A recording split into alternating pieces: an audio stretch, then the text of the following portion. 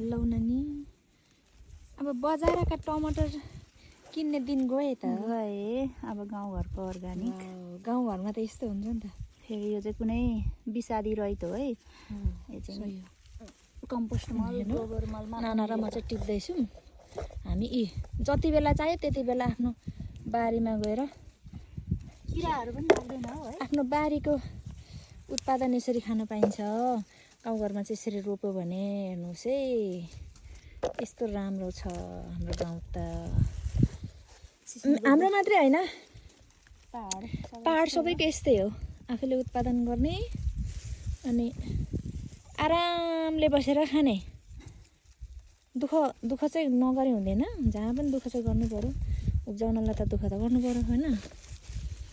नाना टेक्नु आमै नटेक्नु न टेक्नु भयो दाना सबै दाना हुने कि यो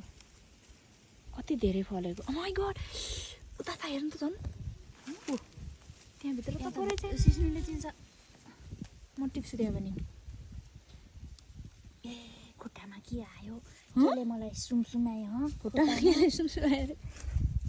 म टिप्छु नाना भ्याउँछु यहाँ तलबाट सिक्नु टिप्छु के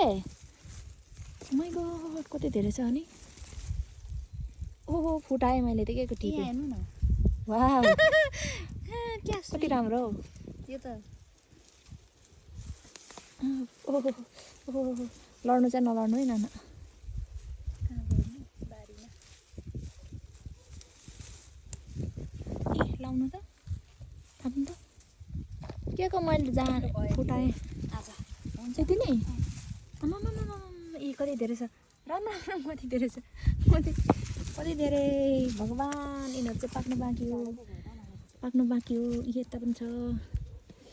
अनि यो चाहिँ के हो चिनी हाल्नुभयो होला एक दिन यसलाई पनि खानुपर्ने हुन्छ यो त बाटैभरि सिस्नु यो राति हो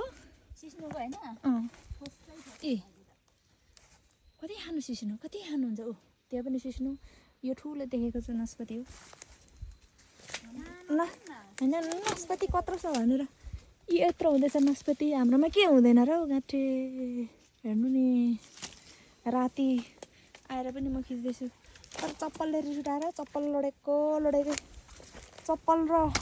मेरो अहिले चिनजान भएको छैन अनि लडेर चप्पल पछाडि रहे गर्छ नि मकै यत्रो हुँदैछ गाडी चाहिँ फेरि भोलि देखाउँछु ल